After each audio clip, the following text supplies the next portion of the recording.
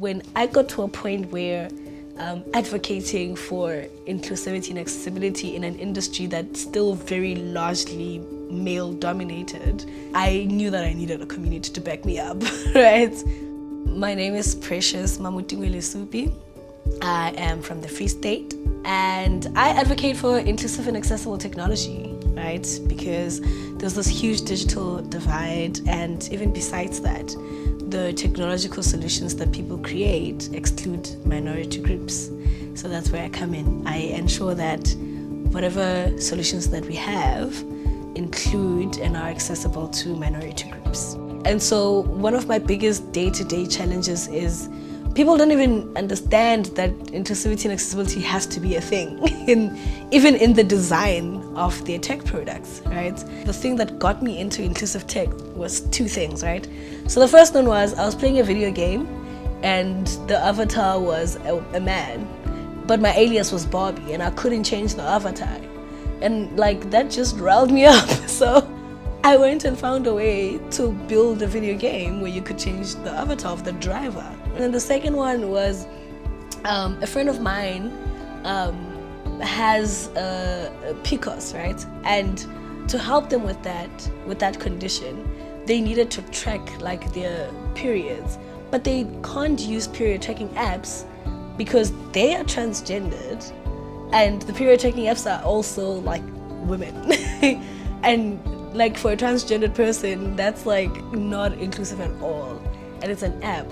I feel like there should be some way to make sure that your app is dynamic enough to accommodate all kinds of people. So yeah, that's what got me into getting into inclusive and accessible tech. I was just being pissed off by a lot of things, I guess, yeah.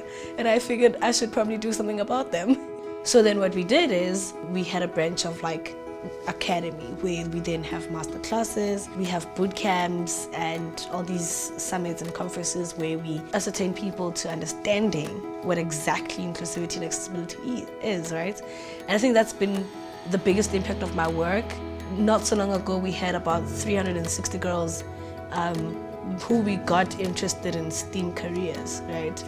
And I suppose if we were going to look at like the key things or like the key sectors we would need to address this thing in, technology is rapidly growing in the health industry, so health tech. That would be great if we would be inclusive and accessible in there. So your telemedicine is also rapidly increasing in the education sector. So we have now learning apps and we have all of those things. And it would be great if it was inclusive to like your special needs schools and so on.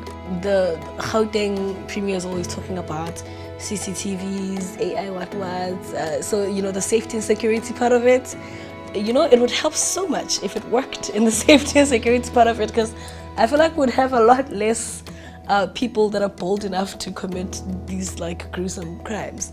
But yeah, I think those three sectors would benefit a lot from inclusive and accessible tech. I know for a fact that when you do work that has anything to do with social change, it's important to have a community that understands and that helps, right? And so when I got to a point where advocating for inclusivity and accessibility in an industry that's still very largely male dominated, I knew that I needed a community to back me up, right? That's why I applied. That's probably the one thing that I'm really looking forward to. I'm looking forward to a lot more different perspectives, especially on the work that I do, because the industry that I work in is like super rigid, but it helps having like somebody to just come and humanize everything else that we're doing. Because even when we try to get these school learners into STEAM career expos and stuff like that, I'll be there talking all this scientific stuff, but maybe sometimes they just need somebody human to tell a story. And I'm hoping that's what I'm gonna get here.